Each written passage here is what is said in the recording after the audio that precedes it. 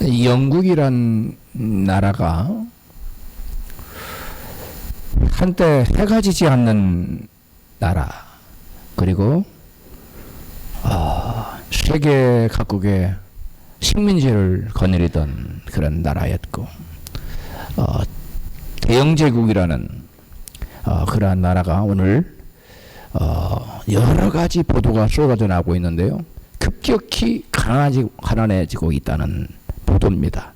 2023년 작년 5월이죠. 영국의 인디펜던트지가 영국인 7명 가운데 1명이 여력이 안 돼서 식사를 제대로 못하고 굶고 있다고 보도했습니다.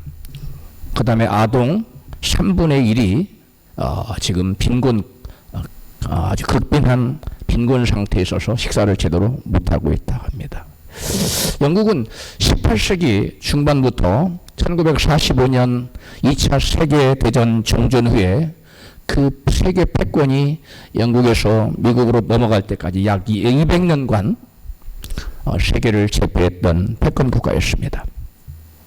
그런 나라가 오늘날 당시 영국의 식민지로 지배받았던 인도보다 개인 GDP가 낮게 돼 있고요. 그들이 핍박했던 아일랜드보다 소득 수준이 절반 이하로 떨어졌습니다. 그래서 오늘날은 세계 각 사람들이 이해할 수 굉장히 충격적으로 영국이 지금 모든 면에서 급락하고 있는 모습을 보고 충격을 받고 있다는 보도가 쏟아져 나오고 있습니다. 왜 이렇게 됐을까요? 수많은 이유를 찾을 수 있을 것입니다. 그러나 그 근본적인 이유는 그들이 한 개인이나 나라의 흥망성쇠를 주장하시는 주권자 되신 하나님을 버렸다는 것입니다. 영국은 2010년도에 교회에 출석하는 사람의 비율이 전체 국민의 약 10%였다고 합니다. 보고서에 의하면 지금 한국 교회와 거의 비슷한 수준이죠. 그러던 것이 11년이 지난 2021년에는 영국 전체 국민 중에 교회에 정규적으로 출석하는 사람들의 비율이 전체 국민의 1.34%로 급락했습니다.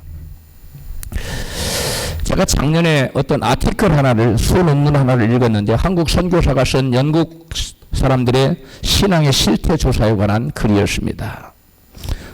제가 그 글을 읽고 깜짝 놀랐는데 현재 작년 2023년도 영국 사람들의 그 교회에 나오는 출석률은 전체 인구의 1% 정도에 해당한다는 글이었습니다.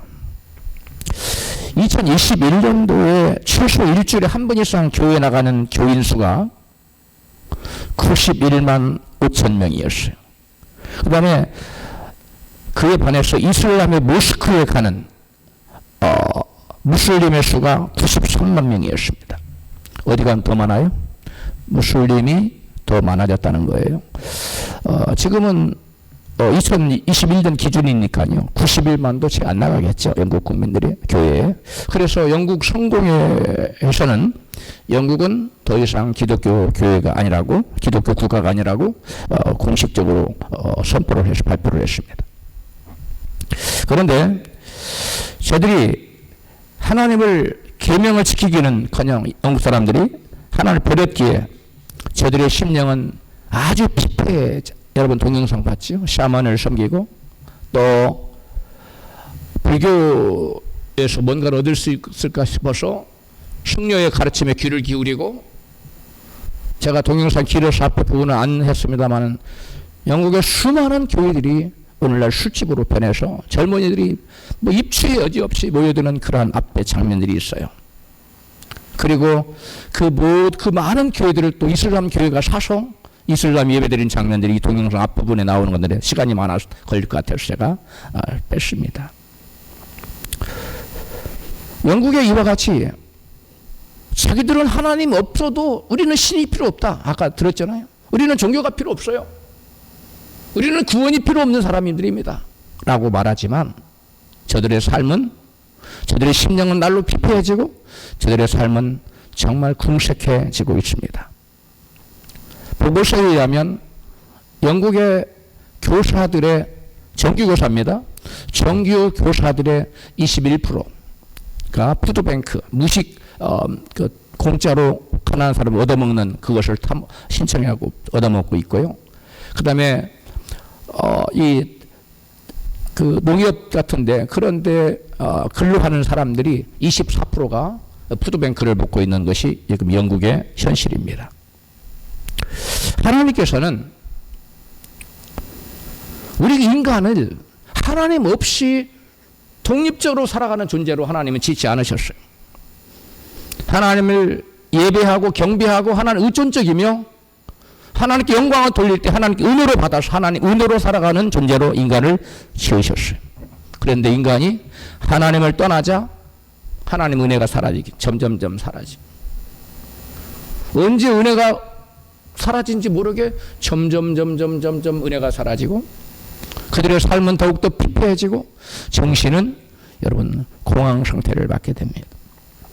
이러한 연유 때문에 우리 하나님께서는 이스라엘 백성들에게 가나안 땅을 주시겠다고 약속하시고 실제로 그 백성들이 이제 가나안 땅으로 들어가기 직전에 그들에게 이와 같이 경고합니다. 너희들이 가나안 땅에 들어가면 이제 나의 은혜를 받아서 너희들이 부유해지고 평안해질 텐데 그러면 그때 너희들이 나를 잊을까 염려하노라.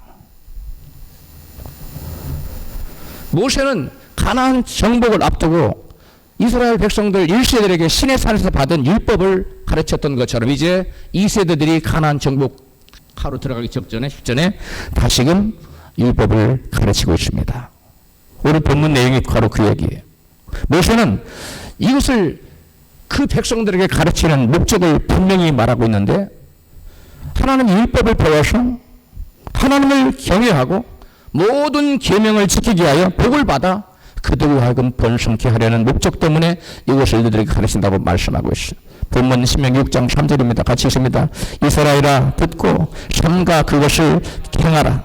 그리하면 내가 복을 받고 내게 젖과 꿀이 흐르는 땅에서 너의 수요가 심히 번성하리라. 아멘.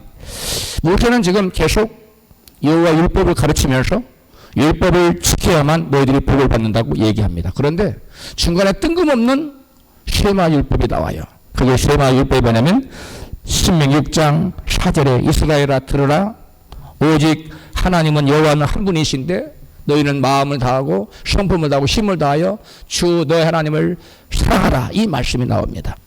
갑자기 계명 지키라고 말하다가 모세는 지금 전혀 엉뚱하게 보이는 뭘 하라고요? 여호와를 사랑하는 말씀을 지금 말하고 있어요. 왜 그럴까요? 하나님을 사랑하지 않고는 하나님의 계명을 지키는 일은 불가능하기 때문에 그렇습니다. 그 누구도 하나님을 사랑하는 마음이 진실된 하나님을 사랑하는 마음이 그 중심에 없는 사람은 입술로는 하나님을 사랑한다 말할 수 있어요. 그런데 행함과 진실함으로 하나님의 계명을 지키며 하나님을 사랑할 수는 없는 것이. 하나님을 사랑하지 않는 사람은 절대로 아무리 계명을 지키고 싶어도 여러분 지킬 수가 없는 것입니다. 그렇다면 하나님은 이스라엘 백성들에게 모세에는 여호와를 사랑하라고 그것도 마음을 다하고 뜻을 다하고 성품을 다해서 여호와를 사랑하라고 말씀하는데 과연 여호와를 사랑하는 게 뭘까? 여호와를 사랑해야 계명을 지킬 수 있고 계명을 지켜야 복을 받을 수 있다고 모세는 말하고 있는데 여호와를 사랑하는 것이 뭔지 알아야 여호와를 사랑할 거 아니에요? 우리 하나님은 여호와 하나님은 눈으로 볼 수도 없습니다. 손으로 만질 수도 없어요. 귀로 들을 수도 없어요. 코로 냄새를 맡을 수도 없습니다. 왜 그래요? 우리 하나님은 영이시기 때문에 그렇습니다. 그 영이신 하나님, 보이지도 않고 만질 수도 없고 만져볼 수도 없고 들을 수도 없고 향취를 맡을 수도 없는 그 하나님을 우리는 어떻게 사랑할 수 있을까요? 하나님이 영이시지만 하나님은 태초부터 말씀으로 해오신 분이세요. 할렐루야. 따라서 우리가 하나님 보이지 않고 만질 수도 없고 향취를 맡을 수도 없지만 영이신 하나님은 영원전부터 말씀으로 존재했기 때문에 그 말씀을 사랑하는 것이 곧 하나님을 사랑하는 것인 줄로 믿습니다. 요즘처럼 핸드폰이 없을 시절에 아주 사랑하는 여아들이 군대에 갔어요.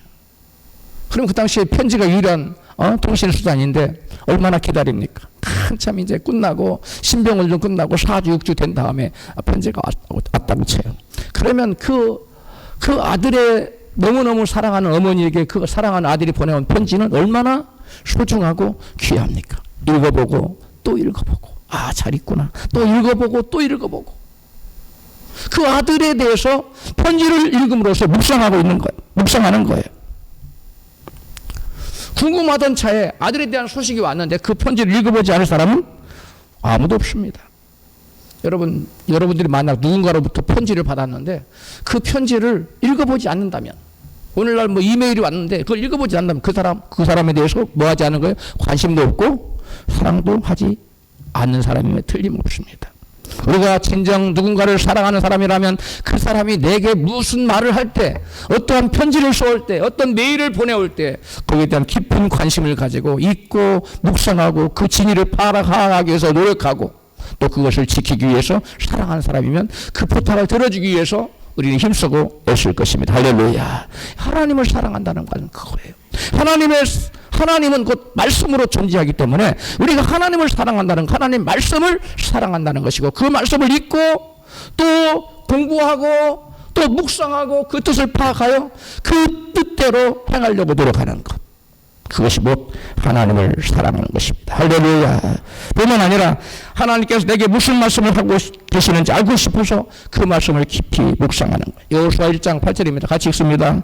이 율법책을 내 입에서 떠나지 말게 하며 주야로 그것을 묵상하여 그 가운데로 기록된 바로 다 지켜 행하라. 그리하면 내 길이 평탄하게 될 것이라. 내가 형통하리라. 아멘.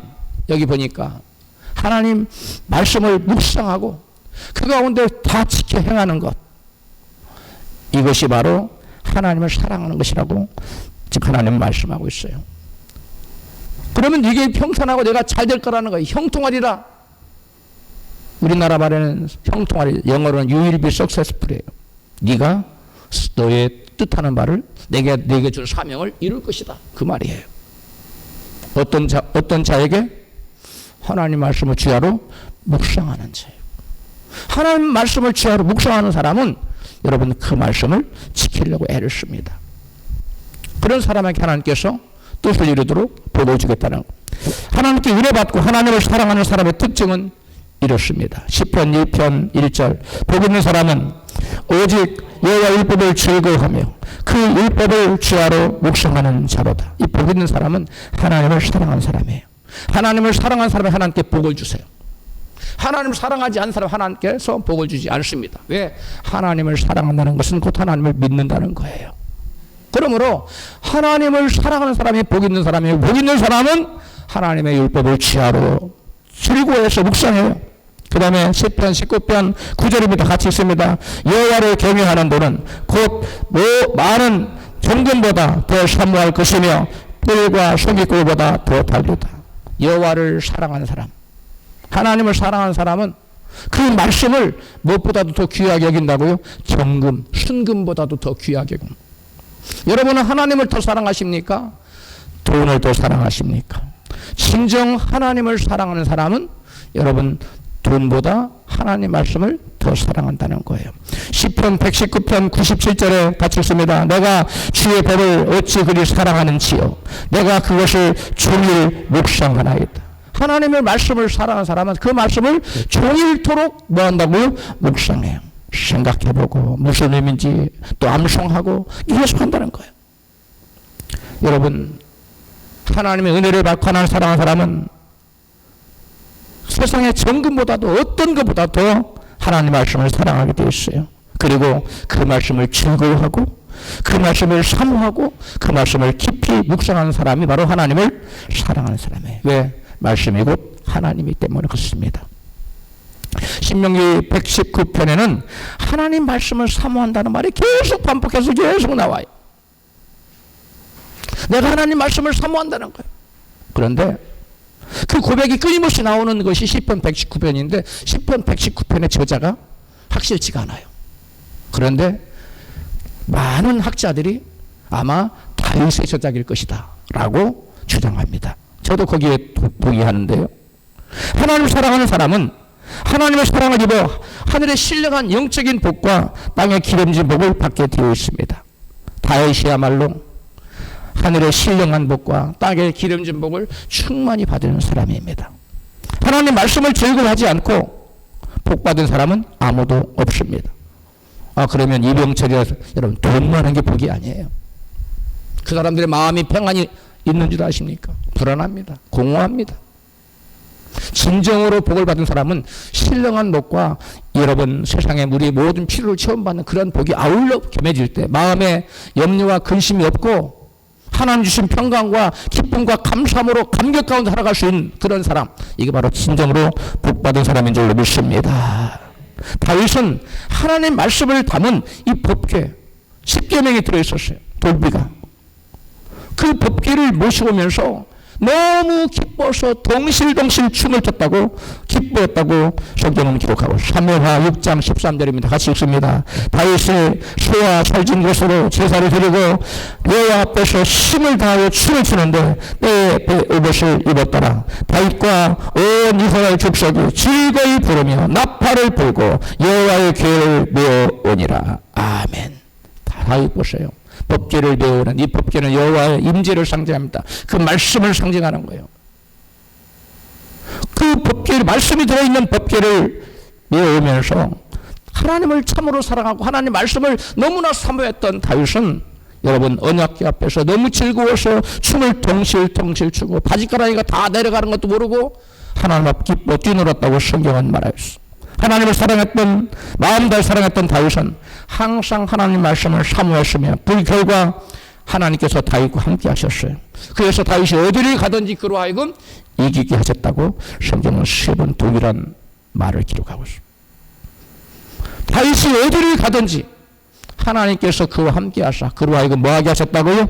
이기게 하셨다. 그래서 성경에 다윗은 백전백승 단 한 번도 전쟁에서 패한 적이 없어요. 왜 그래요? 다윗은 하나님을 사랑했고 하나님의 말씀을 사모했어요. 즉 하나님 말씀을 사랑했기 때문에 한 다윗, 즉 하나님을 사랑한 사람이에요. 그래서 하나님이 그와 함께 했어요. 저와 여러분도 하나님을 사랑하면 하나님 우리와 함께 하셔서 우리로 가는 길로 형통케 해줄 줄로 믿습니다. 하나님 말씀을 사랑하지 않고 그 누구도 하나님을 사랑할 수가 없습니다. 하나님 말씀을 사랑하지 않고 그 누구도 하나님의 복을 받을 수가 없습니다. 그래서 하나님께서는 이와 같이 말씀합니다. 신명기 6장 6절입니다. 본문입니다. 같이 읽어요. 시작. 오늘날 내가 네게 명하는 이 말씀을 너는 마음에 새기고 내 자녀에게 부지런히 가르치며 집에 앉았을 때에든지 길에 행할 때에든지 누웠을 때에든지 일어날 때에든지 이 말씀을 강론할 것이며 너는 또 그것을 내 손목에 보며 기호를 삼으며 내 미간에 붙여 표를 삼고 또 내 집 문설주와 박답문에 기록할지니라. 아멘. 하나님 말씀을 뭐라는 거예요? 가까이 하라는 거예요. 끊임없이 읽고 듣고 묵상하고 눈에 보이는 모든 곳에 그 말씀을 새겨놓고 그 말씀을 묵상하라는 거예요. 왜 그래요? 믿음은 어디서 나기 때문에? 들음에서 나기 때문에. 끊임없이 듣고 읽을 때 그들이 여러분 믿음이 생겨서 하나님 말씀에 순종할 수 있고 하나님 말씀에 순종하는 것이 곧 하나님을 사랑하는 것이고 하나님을 사랑하는 자에게 하나님께서 복을 주시기 때문에 그렇습니다. 할렐루야. 여러분 2024년 오늘 두 번째 주인데 새해에는 여러분 아무리 바쁜 일이 있고 아무리 어려운 일이 있어도 만사를 제껴놓고 하나님을 말씀을 많이 읽고 묵상하고 그 하나님 말씀을 연구하고 공부하는데 여러분 많은 시간을 쏟아서 하나님을 향한 믿음과 사랑으로 충만해지고 그래야 큰 축복을 받는 여러분 되시기를 축복합니다. 다음으로 하나님을 사랑한다는 것은 주님의 몸인 교회를 사랑하는 것입니다. 성경은 교회를 주님의 몸이라고 말하고 있습니다. 사람 사이에도 사랑하는 사람을 위해서는 기꺼이 수고하고 헌신하고 희생합니다. 그러면서도 기쁜 거예요. 야곱이 라헬을 사랑함으로 7년 동안 애써 일했는데 며칠처럼 여겼다고요? 수일처럼, 단 며칠처럼 여겼다는 거예요. 왜 그래요? 사랑함으로. 우리가 하나님을 사랑한다면 우리가 진정 주님을 사랑한다면 교회를 위해 헌신하고 충성하고 밤잠 못 자고 일하고 그 어떤 희생을 한다 할지라도 여러분 그것이 힘들게 여겨지지 않아요. 불평이 생기지 않습니다. 오히려 나 같은 사람이 하나님을 섬길 수 있다니, 하나님 몸된 교회를 섬길 수 있다니, 그러한 감사와 감격한 마음으로 여러분 가득해지는 것이 할렐루야. 아이를 낳은 엄마는 아이를 위해 여러 가지 수고와 헌신과 희생을 감수하지만 그 아이를 사랑하기 때문에 아무리 힘든 일을 해도 억지로 하지 않고 기쁨과 감사함으로 합니다. 이렇듯 하나님을 사랑하는 사람은 마음을 다하고 성품을 다하고 뜻을 다하여 주님의 몸인 교회를 사랑하는 사람입니다. 그러면 어떻게 하는 것이 주님의 몸인 교회를 사랑하는 것일까요?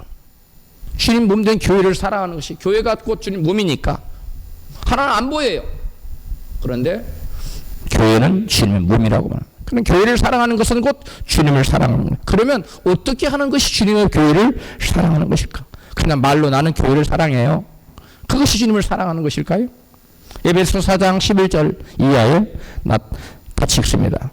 혹은 사도로, 예수님 말합니다. 사도로 혹은 선지자로 혹은 복음 전한 자로 혹은 목사와 교사로 주셨으니 이는 성도를 온전케 하며 봉사일을 하게 하며 그리스도의 몸을 세우게 하시려는 것이라. 이게 개역성경이에요. 12절에 공동번역은 이렇게 말하고, 하나님께서 왜 사도, 선지자, 복음 전하는 자, 목사, 교사를 왜 교회에 주셨느냐, 그 이유를 12절 시작. 그것은 성도를 준비시켜서 봉사활동을 하게 하며 그리스도의 몸을 자라게 세우게 하시려는 것이라. 공동번역에서는 자라게, 개역성경에서는 세우게, 교회를 세우게. 왜 하나님이 교회에 사도와 선지자, 복음 전하는 자, 목사, 교사를 주셨느냐? 그들로 하여금 말씀으로 양육해서 그들로 하여금 믿음이 자라서 준비를 시켜서 뭘 준비해요? 봉사와 교회를 섬길 수 있도록, 봉사활동을 할 수 있도록 이렇게 준비를 시켜서 그리스도의 몸이 뭐예요? 교회를 자라게, 교회를 성장하게, 교회를 세울 수 있도록 하기 위해서 하나님께 세웠다는 거예요. 그러므로 성도는, 주의 백성들은 마땅히 뭐 할 사명이 있는 거예요? 교회를 세워야 될 사명이 있는 거예요. 어떻게 해서? 교회 봉사함으로. 내가 맡겨진 힘과 그 일을 나의 닿는 힘을 다해서, 역량을 다해서 교회의 몸된 교회를 세우고자 노력하고 힘쓰고 애쓰는 것, 이것이 바로 교회를 사랑하는 것이에요. 할렐루야. 바울은 에베소 1장 23절에 교회는 그의 몸이니라고 밝히고 있어요. 교회는 뭐라고요? 그의 몸, 예수님의 몸이 교회예요. 나는 하나님을 사랑합니다 말하면서 교회에 관심이 없어요. 교회에 대한 애착이 없어요. 그건 주님을 사랑하는 게 아니에요. 그거는 참말이 아닙니다. 따라서 교회가 세팅되고 성장하고 발전하도록 봉사하는 일이 바로 주님의 몸인 교회를 사랑하는 것이요, 하나님을 사랑하는 것입니다. 이처럼 하나님을 사랑하는 사람이라면 마음을 다하고 뜻을 다하고 성품을 다하여 주님의 몸된 교회를 위해서 봉사하고 주님의 몸된 교회를 세우려고 애를 쓰는 사람이 진정으로 주님을 사랑한다고 말할 수 있는 사람이에요. 할렐루야. 여러분에게 묻겠습니다. 여러분 교회를 사랑하고 계십니까? 할렐루야. 여러분, 진정 교회를 사랑하는 사람은 하나님께서 아주 기뻐하셔요. 그리고 여러분이 원하는 그 이상으로 보여주세요. 아멘 하세요. 어떤 교회는 입술로 하나님을 엄청 사랑합니다. 그런데 실제로 그 행동을 보면 자기 일에는 굉장히 충실해요. 그런데 교회 일에는 전혀 관심이 없습니다. 무관심합니다. 그런 사람의 모습을 보고 하나님은 이같이 말씀합니다. 이사야 29장 13절입니다. 같이 시작. 주께서 가라사대 이 백성 입으로는 나를 가까이 하며 입술로는 나를 존경하나 그 마음은 내게서 멀리 떠났나니. 예수님도 이 말씀을 인용하셨어요. 입술로 하나님 사랑해요. 입술로 하나님 공경한다고 그래요. 존경한다고 그래요. 가까이 한다고 그래요. 그런데 그들의 행동을 보니까 그들의 마음은 콩밭에 가 있어요. 세상에 가 있어요. 하나님에 가 있지 않아요. 교회 일에는 물 구가나요. 자기의 세운 스케줄과 자기 어떤 유익을 위해서는 그거는 안 바꾸지만 교회 일에는 동참하기 싫은 거예요. 그런 사람은 나는 교회를 사랑한다고 말할 자격이 없는 것입니다. 여러분, 우리는 말과 행동이 일치가 될 때 하나님 그것을 진정으로 봐주는 겁니다. 우리가 아무리 말로 하나님을 사랑한다고 말해도 그 행동이 하나님을 사랑하는 행동이 아닐 경우에, 아무리 교회를 사랑한다고 말할지라도 교회에 관심이 없는 사람은 하나님을 사랑한 사람이요 교회를 사랑한 사람이라고 말하기가 어려운 것입니다. 여러분은 하나님을 진심으로 사랑하고 계십니까? 여러분은 지금 주님의 몸된 교회를 사랑하고 계십니까? 여러분, 같은 질문이에요. 똑같은 질문, 다른 표현이에요. 주님 몸인 교회를 사랑하는 사람은 주님의 몸인 교회를 세우기 위해서 수고와 헌신이 따르는 봉사의 일을 마다하지 않는다는 거예요. 피하지 않는다는 거예요. 당신은 좀 일 빠지시, 아니 왜 저를 뺍니까? 저도 그거 해야지요. 이렇게 나오는 사람이 진정 주님을 사랑하는 사람이에요. 나는 좀 빼주세요. 다른 사람 시키세요. 말로는 하나님을 사랑하는데 여러분 그 중심은 하나님 사랑이 없는 거예요. 여러분 잘 들으셔야 됩니다. 제가 여러분이 입술로만이 아니라 진정 하나님을 사랑하고 있다면 주님의 몸된 교회를 위해 헌신과 봉사하는 사람이 되어야 된다는 거예요. 그리스도의 몸인 교회를 세우기 위해 마음을 다하고 성품을 다하고 뜻을 다하고 봉사하는 자가 되어서 입술로만이 아닌 진정으로 하나님을 사랑하는 자, 교회를 사랑하는 자가 되어야 될 줄 믿습니다. 교회는 담임 목사 혼자 북치고 장구치고 막 벌집하여가지고 교회를 세우는 게 아니에요. 하나님은 너 혼자 교회를 세우라고 말씀하지 않아요. 연합해서 힘을 합쳐서 모든 성도가 자기의 힘 닿는 대로 최선을 다해서 교회를 위해서 봉사하고 희생하고 헌신함으로, 즉 주님을 사랑함으로 주님의 교회가 세워질 수 있다는 거예요. 할렐루야. 그 다음에 하나님을 사랑한다는 것은 영이신 하나님을 경외하며 마음 다해 하나님을 예배하며 예배를 통해서 찾아오신 성령님과 교제하는 것입니다. 사랑하는 사람들끼리 자주 만남을 갖게 되어 있고 사랑하는 사람들은 그 만남을 통해서 깊은 교제를 여러분 이어갑니다. 사랑하는 사람 사이의 관계는 만남을 통해서 그 관계가 유지되고 발전되듯이 하나님을 사랑하는 성도도 하나님 만나야 그 관계가 유지가 돼요. 하나 어쩌다 한 번씩 만나면 그 관계가 유지가 될 수가 없습니다. 영이신 하나님을 만나는 길은 예배를 통해서 하나님을 만날 수가 있습니다. 뭘 통해서요? 예배를 통해서. 예배를 통해서 성도는 영이신 하나님과 영적인 교제를 해요. 우리 가운데 찾아오신 성령님, 여기 지금 예수님이 성령 우리 가운데 와 계신 줄로 믿습니다. 눈에는 안 보이지만 불꽃 같은 눈으로 우리를 살피시고 우리의 신령과 진정으로 드리는 예배를 하나님 기뻐 받으시는 거예요. 할렐루야. 눈에 안 보인다고 없는 게 아니에요. 안 계신 게 아니에요. 예수님, 성령님, 성령으로 와 계셔서 우리 예배를 흠명하고 계시는 거예요. 그리고 우리와 지금 교제하시는 거예요. 지금 하나님께서는, 하나님 성령께서는 부족한 종을 통해서 여러분에게 말씀을 주시고 여러분은 아멘으로 응답하고 또 나가서 그 말씀에 순종함으로 하나님과 교제가 이루어지는 거예요. 할렐루야. 친교가 계속 이어지고 있는 거예요. 할렐루야. 여기서는 아멘 했어요. 근데 나가서는 하나님 말씀을 저버리고 잊어버리고 실행하지 않는다면 그건 하나님 사랑하는 사람이 아니에요. 하나님 예배하는 사람 아니에요. 하나님을 예배하는 사람은 여러분 하나님 말씀을 듣고 거기에 반응하는 그게 예배예요. 할렐루야. 영이신 하나님을 만나서 하나님과 관계를 맺는 자들, 하나님 그들을 예배자를 찾고 계세요. 요한복음 4장 23절입니다. 시작. 아버지께 참되게 예배하는 자들은 영과 진리로 예배할 때가 오나니 곧 이때라 아버지께서는 자기를 일으켜 예배하는 자들을 찾으시느니라. 예배하는 자들을 찾는다는 건 하나님이 당신을 사랑하는 자들을 찾는다는 거예요. 할렐루야. 하나님 당신을 사랑, 누가 나를 사랑하느냐. 신령과 진정으로 예배하는 자들이 진정으로 하나님을 사랑하는 자들. A.W. 토저는 우리의 존재 가치와 목적이 예배에 있다고 말하고 있어요. 배워주세요.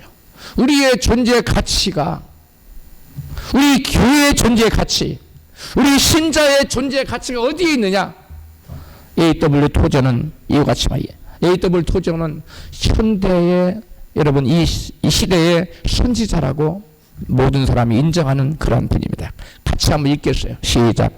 나는 인간의 존재 목적이 오직 하나님을 예배하는 것이라는 진리를 계속 역설했다. 우리는 예배를 위해 태어났고 예배를 위해 거듭났다. 우리가 창조되고 또한 재창조되는 것은 하나님을 예배하기 위해서다. 예배를 위해 최초의 시작이 있었고 또한 예배를 위해 중생이라는 새로운 시작이 있다. 교회의 존재 목적도 예배이다. 우리의 교회는 무엇보다도 하나님을 예배하기 위해 이 땅에 존재한다. 예배는 교회의 2차적 목적이 아니며 교회의 액세서리도 아니다. 예배가 교회의 1차적 목적이며 그 외의 모든 것들은 2차, 3차, 4차 목적이다. 할렐루야. 여러분, 교회, 우리 믿는 자들을 가리킵니다. 믿는 자들의 존재 목적이 어디에 있느냐? 하나님을 예배하는 데 있어요. 할렐루야. 원래 우리 인간을 창조한 창조 목적도 예배에 있었고, 우리를 죄악에 팔려간 자들을 다시금 불러 하나님의 자녀를 삼고 재창조한 그 목적도 우리로 하여금 하나님을 뭐하게 하는데? 예배하도록 하는 데 목적이 있었던 거예요. 예배란 말은 영어로 worship이라고 말합니다. 이 worship, 가치라는 단어와 신분, 주의라는 단어가 합쳐진 합성어예요. 즉 가치 있는 어떤 존재에게 적절한 영광과 존귀를 올려드리는 것, 이것이 바로 예배라는 뜻이에요. 이 단어를 거룩하신 하나님과 인간 관계에 사용할 때 최상의 가치를 최고의 하나님께 올려드리는 것으로 정의할 수 있어요. 따라합시다. 예배란 최상의 가치를 최고의 하나님께 뭐 하는 거예요? 올려드리는, 이게 예배예요. 그러므로 기독교 예배는 오직 창조주시며 구속주 되신 하나님께만 그 합당한 영광과 찬송을 돌리는 것을 의미합니다. 예배란 하나님과 인간과의 만남 가운데 이루어지는데 하나님 우리에게 말씀으로 계시하시고 우리는 그에 대해서 믿음으로 응답합니다. 반응합니다. 이때 하나님께서 말씀하시고 그 백성은 반응하는 거예요. 예배를 청춘 남녀의, 젊은 청춘 남녀 연애에 견주어 묘사할 수가 있어요. 자매들이 어느 날 갑자기 화장을 예쁘게 하고 모습을 가꾸고 또 하거나 형제들이 갑자기 모셔야 되고 차를 청소하면 연애하고 있다는 증거가 될 수 있어요. 상대를 기쁘게 해주려고 선물도 주고 편지도 쓰고 시도 써서 읽어주기도 합니다. 밤이고 낮이고 그 집 앞을 찾아가기도 하고 때를 어떤지 못 어떤지 계속 데이트를 하고자 합니다. 힘씁니다. 이제는 그러다가 더 이상 헤어지기가 너무 아쉬워서 견딜 수가 없어요. 마침내 두 사람은 뭐 하게 되죠? 결혼을 하게 됩니다. 여러분, 그리스도와 예수님과 성도들의 관계가 이와 같습니다. 그리스도와 성도 사이에 지금 우리가 지금 정혼을 한 사이인데 아직 결혼한 상태가 아닙니다. 서로 연애하고 있는 거예요. 주님과. 그것이 뭐냐면 예배예요. 할렐루야. 그 예배인데 계속 모였다가 헤어지고 만났다 헤어지고 하니까 나중에 이제 하나님이, 예수님이 우리를 신부로 데려서 영원한 결혼의 그 연애가 성공을 하면, 결실을 맺으면 영원한 신랑의 집인 천국으로 데려가 줄 믿습니다. 그게 여러분 결혼이라는 거예요. 주님과 내가 그때는 결혼식을 해요. 지금은 정원한 관계입니다. 여러분, 청춘 남녀가 사랑에 빠지듯 예배는 하나님과 사랑에 빠지는 거예요. 지금 주님과 데이트 나온 거예요. 할렐루야. 사랑하기 위해서, 사랑을 속삭이기 위해서. 그래서 하나님의 뜻에서는 종을 통해서 말씀을, 내가 너희를 얼마나 사랑한 줄 알았냐? 내가 너희를 내 십자가에 달려 죽었어. 내가 너희를 위해서 모든 것을 할 준비가 돼 있어. 너희들 마음대로 나만 사랑을 해다오. 그러면 내가 너희들에게 아낌없이 베풀어 주마. 할렐루야. 주님은 이러한 메시지를 우리에게 주시고 우리는 그 메시지에 반응해서 살아가면서 주님과 여러분 계속 여러 가지 약속을 주고받으며 사랑의 교제를 하고 있는 거예요. 할렐루야. 그게 하나님과 예배의 최고 정점이 뭐냐? 여러분, 예배입니다. 주일날 나왔던 예배, 수예배, 금요예배, 새벽예배. 이때 우리 하나님 만나는 거예요. 하나님과 연애하는 겁니다. 할렐루야. 여러분, 진정 하나님을 예배하는 자는 하나님께 집중하게 되고 늘 하나님과 함께하고자 하며 모든 것을 기꺼이 하나님께 드리고자 하는 삶을 살아요. 여러분, 연애하면 상대방을 기쁘게 하기 위해서 그 사람에게 집중하지 않습니까? 또 그 사람에게 뭐예요? 항상 함께하고자 하지 않아요? 또 그 사람에게 어떻게 합니까? 기꺼이 모든 좋은 것을 주고자 하지 않습니까? 사람에게도 그런데 우리가 진정 하나님을 사랑한다 그러면 하나님께 우리가 집중해야 되지 않겠어요? 하나님께 우리가 집중해야 되지 않겠습니까? 이게 하나님 사랑하는 거예요. 하나님 연애하는 거예요. 그리고 하나님께 집중할 뿐만 아니라 하나님께 여러분 항상 하나님과 함께하고자 해요. 운전할 때도 하나님 함께해 주세요. 그 언제도 항상 부르지는 않잖아요. 속마음으로 나는 입술을 조그맣게 옹알거리면서 주님께 하루 종일 기도하는 삶. 이게 하나님을 예배하는 삶이에요. 그 중에 클라이맥스 오늘 주일날 나와서 예배드려. 이것이 바로 여러분 예배의 연애의 정점이에요. 주님과 깊은 사귐의 교제의 정점이 예배예요. 할렐루야. 여러분, 하나님을 사랑하는 사람은요 하나님께 그 중심이 가 있어요. 마음이 항상 자나깨나 하나님 생각. 개를 키우는 사람은요 자나깨나 어디로 가는 개 생각만 하고 있어. 진짜입니다. 근데 예수를 믿는 사람, 하나님 사랑한다 말하는 사람들이 자나깨나 예수를 생각하지 않아. 그런 사람은 많지 않아. 근데 개를 키우는 사람은 공통점에서 다 어디를 가든지 밥 줘야 되는데 별의별 항상 개 생각이 머리 떠나지 않아요. 하나님을 개만 또 못하게 여기는 사람들이 들어있다는 거예요. 그래서 부산에 세계로 교회 손인식 목사는 절대 개를 못 키우게 해요. 개를 키우고 싶으면 교회를 떠나십시오. 우리 교회에서는 개 키우는 사람을 용납하지 않습니다. 왜? 개가 하나님과 또 앞선 우상이 된다. 절대 용납을 안 한다. 여러분, 최소한 개보다는 하나님 더 사랑하시기를 축복합니다. 예배는 내적 신앙의 외적 표현입니다. 신앙의 핵심은 하나님 사랑하는 마음을 가지고 하나님을 예배하고 섬기는 것이, 하나님을 사랑하는 마음이 없는 예배는 모두 헛된 것입니다. 시간 낭비예요. 그러므로 하나님을 사랑하는 마음이 없으면, 사랑하는 마음이 있으면 생명이 있는 신앙이지만 마음속에 그 중심에 사랑하는 마음이 없는 그러한 신앙은 여러분 생명 없는 죽은 신앙이에요. 여러분, 가슴을 오른손 얹어보고 내가 정말 하나님 뜻을 사랑하고 있는지 자신을 돌아봐야 돼요. 사랑하는 마음이 없이 성전만 왔다 갔다 하면 성경 그 사람은 성전 뜰만 밟는 자라고 그래요. 여러분, 성전 뜰만 밟는 자가 돼서는 안 돼요. 성전 뜰만 밟고 다니는 자는 나중에 모든 사람 마음을 저 중심으로 사랑하는 사람 다 휴거당하는데 휴거된 혼자 남아가서 이방인들이 짓밟힌다 그랬어요. 그런 자가 우리 가운데 하나도 없어야 될 줄로 믿습니다.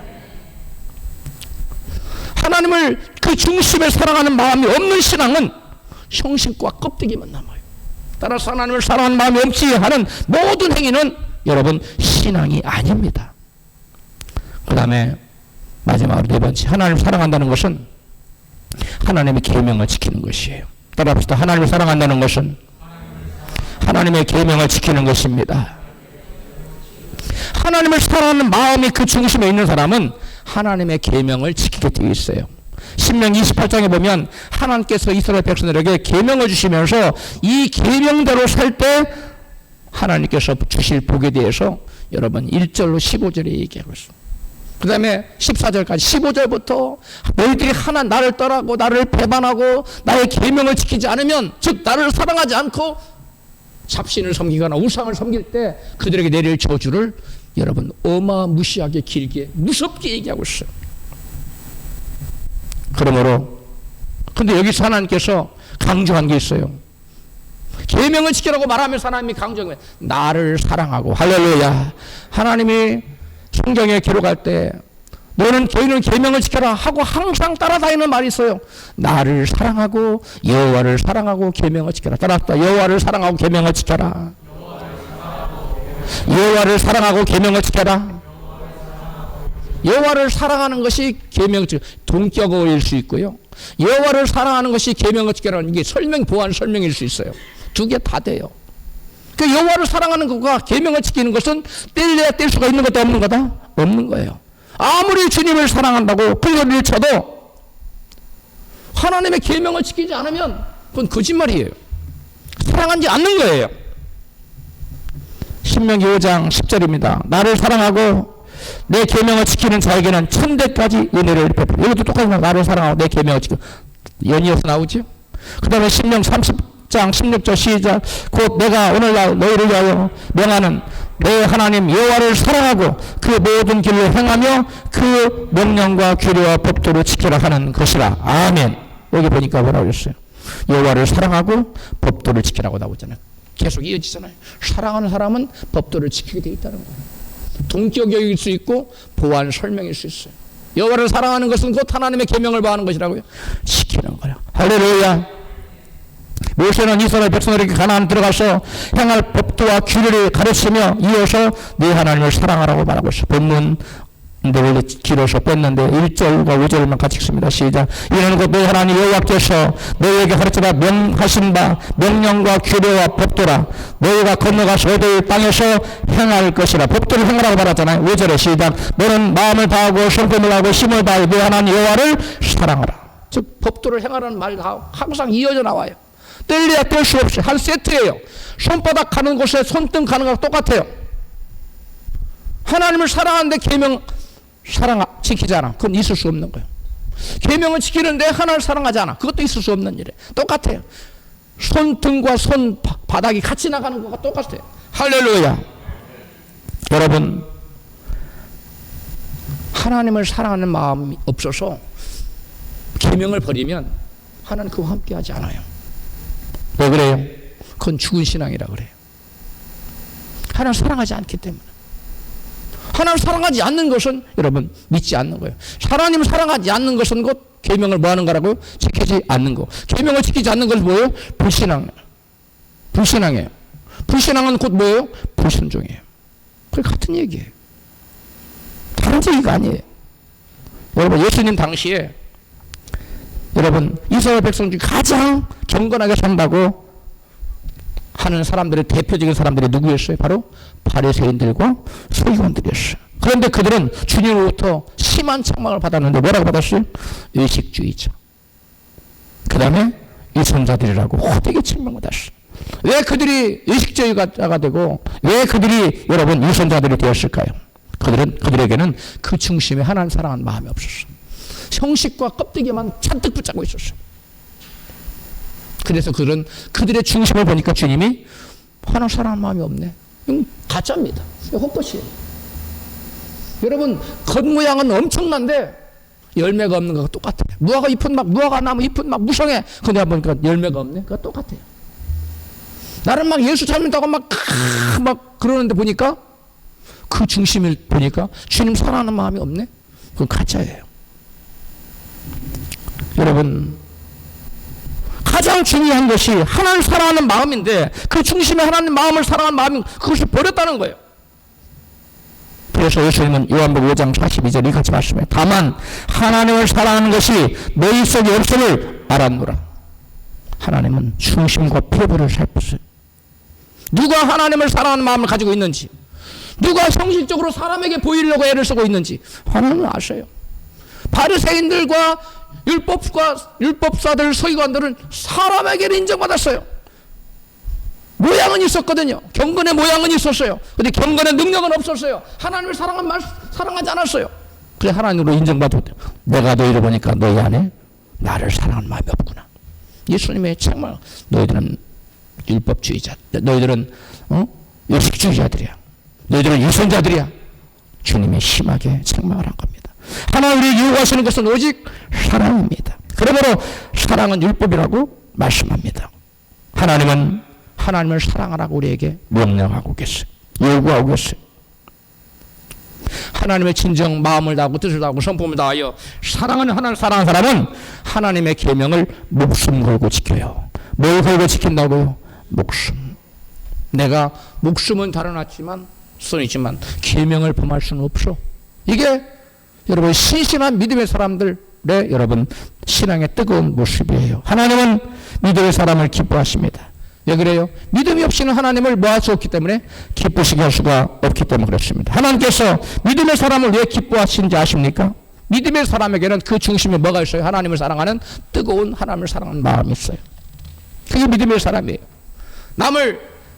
하나님을 사랑하는 마음이 있으면 믿음의 사람이지만 그 중심에 하나님을 사랑하는 마음이 없으면 믿음의 사람이 아닌 거예요. 주님은 내가 너를 보니까 너 마음 가운데 나를 사랑함이 없구나. 하나님을 사랑함이 없구나. 주님 지적하잖아. 우리의 믿음은 순종으로 드러나요.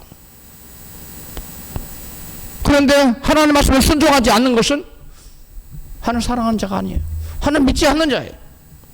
예수님께서는 누가 하나님을 사랑하는 자인지 같이 말씀하세요. 요한복음 14장 21절에 같이 읽습니다. 시작. 나의 계명을 가지고 지키는 자라야 나를 사랑하는 자니 나를 사랑하는 자는 내 아버지께 사랑을 받을 것이요. 하나님의 계명을 가지고 뭐하는 자라야? 지키는 자라. 입술로 하나님을 사랑한다고 1000번 만번 해도 하나 안 속아요. 계명 안 지키면 네가 나를 사랑하지 않는구나 라고 말씀해요. 여러분 따라서 우리가 그 무엇을 하든지 하나님을 사랑하는 마음이 없이 하는 것은 곧 믿음이 없이 하는 것이기 때문에 그 모든 수고가 헛되는 거예요. 그럼 우리가 그 어떤 믿음이 없이 하는 모든 것이 뭐라고 그랬어요? 죄라고 그랬어요. 그러니까 여러분 죄를 짓는 거예요. 믿음 없이 하는 것은. 그러면 우리가 우리 마음 중심에 하나님을 사랑하는 뜨거운 마음이 있어야 될 줄 믿습니다. 그게 뭘로 드러난다고요? 계명을 지키는 걸로 드러나는 거예요. 예수 믿는다고 교회 다니는 사람들이 특별히 좋아하는 성경주들이 많이 있지요. 대표적으로 요한일서 4장 16절 같이 하나님이 우리를 사랑하시는 사랑을 우리가 알고 믿었느니 하나님을 사랑이시라. 하나님 사랑이시란 말 너무 좋아해. 너무 감격해. 그리고 마음대로 살아. 계명을 범하면서 이율 법안적이죠. 우리가 믿음으로 구원받았고 또 구원은 하나님의 선물이라는 말씀도 너무 좋아해. 에베소 2장 8절 시작. 너희가 그 은혜를 인하여 믿음으로 말미암아 구원을 얻었나니 이것이 너희에게서 난 것이 아니요 하나님의 선물이라. 행위에서 난 것이 아니니 이는 누구든지 자랑치 못하게 함이니라. 이 말씀 너무 좋아합니다. 우리가 구원받은 은혜로 받은 거야. 응? 내가 행할 것은 아무것도 없어. 난 그냥 은혜만 받아들이면 돼. 또 요한복음 3장 16절 하나님이 세상을 이처럼 사랑하사 독생자를 주었으니 나를 사랑해. 독생 너무 좋아합니다. 로마서 5장 8절 우리가 아직 죄인 되었을 때 그리스도께서 우리를 위하여 죽으심으로 하나님께서 우리에게 대한 자기의 사랑을 확정하셔. 하나님이 나를 당신의 독생자를 보내 죽게 할 만큼 사랑하셔. 너무 좋아해.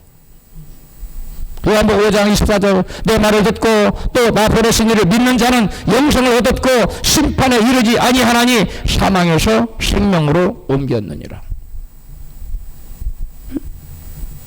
여러분 믿으면 사망의 생명으로 옮겼다. 우리는 구원을 받는데 행위로 받습니까? 믿음으로 받습니까? 그 질문 자체가 우스운 거예요. 우리의 구원은 오직 믿음으로 받는 거예요. 할렐루야. 우리가 부족하지만 그럼에도 불구하고 예수 믿기 때문에 죄가 있어도 구원받았다고 사람들이 생각해요.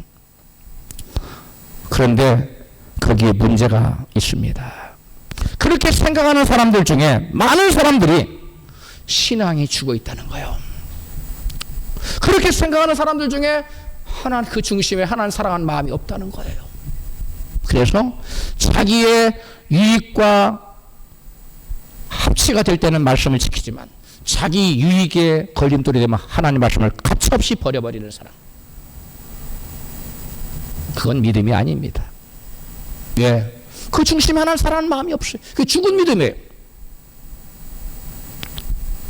오늘날 여러분 예수님께서 바리새인들과 서기관들 그들을 예수님이 지적했어요. 그들이 하나님 사랑한다고 그랬어요. 하나님 믿는다고 그랬어요. 근데 예수님은 내가 너희를 보니까 하나님을 사랑하는 마음이 없네. 너희는 외식자들이야. 예수님은 신랄하게 그들을 책망하셨어요.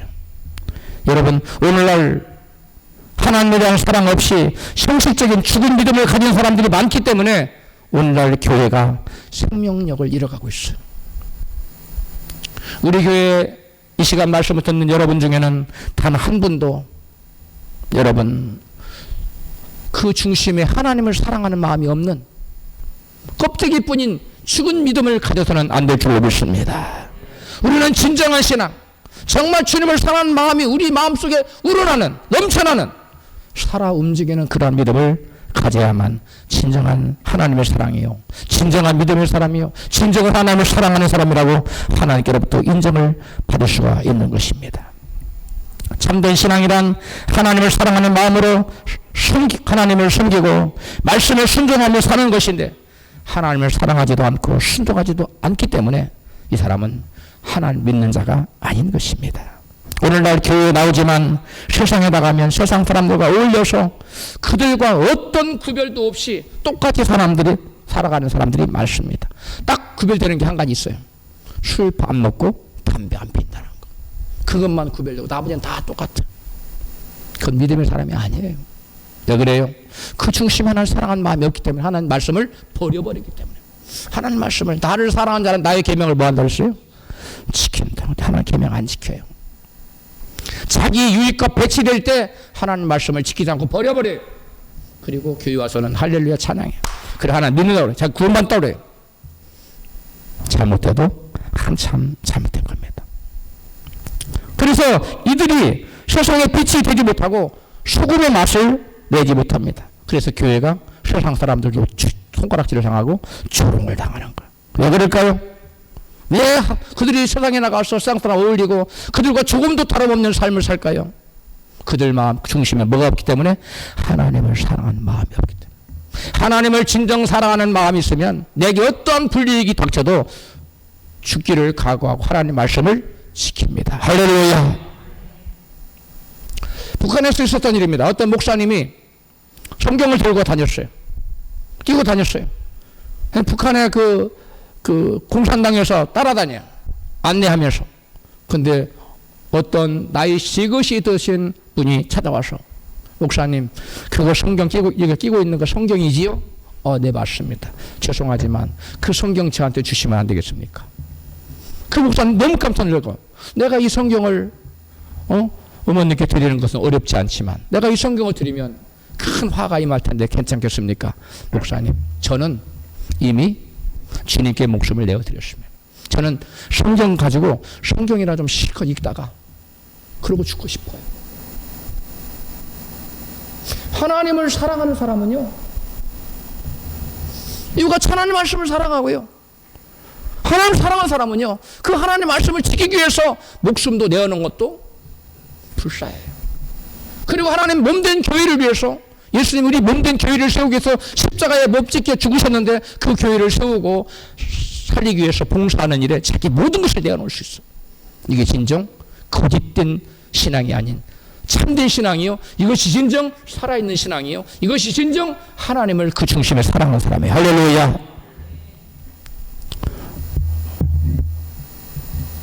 오늘날 주일만 되면 교회에 나와서 예배를 드리지만 교회에서 봉사하며 세우려는 마음이 없는 사람들.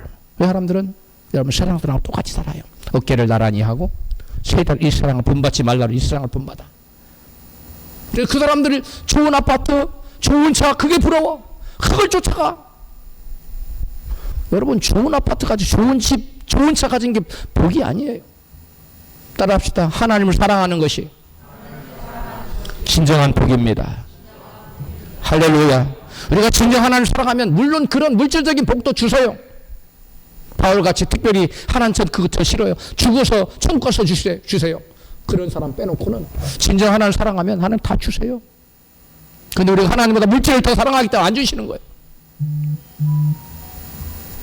여러분, 그저 편하게 예수 믿다가 천국 가겠다는 사람들이 오늘날 교회에 적지 않습니다. 우리 교회는 그런 사람 별로 없지만 이것도 역시 그 중심에 하나님을 사랑하는 마음이 없기 때문에 나타난 현상이에요. 그런데 죄송하지만 넓은 길로 걸어가면서 편하게 예수 믿다가 천국 가는 길은 있다 없다? 그런 길은 없습니다. 그런 방법은 없어요. 천국 가는 길은 자기를 부인하고 자기 십자가를 지고 죽음을 가까스로 통과해서 좁고 협착한 길을 걸어가는 사람에게 마지막에 주어지는 것이 여러분 생명이고 여러분 천국이에요. 믿음에 대한 믿음은 하나님께 대한 사랑으로 나타납니다. 참으로 하나님을 기쁘시게 해드리며 믿음으로 산 사람들은 모두 하나님을 뜨겁게 사랑한 사람들이었어요. 그들은 하나님을 사랑했기 때문에 하나님 말씀을 사랑했고 그리스도의 몸인 교회를 사랑하여 봉사하고 하나님 말씀을 실천하고 순종하기 위해서 목숨을 걸고 순종했어요. 사랑하는 성도 여러분, 이와 같이 마음을 다하고 선품을 다하고 뜻을 하나님 사랑하면서 살아감으로 말미암아 하나님께 영광을 돌리는 복된 인생 되시기를 주의 이름으로 축원합니다.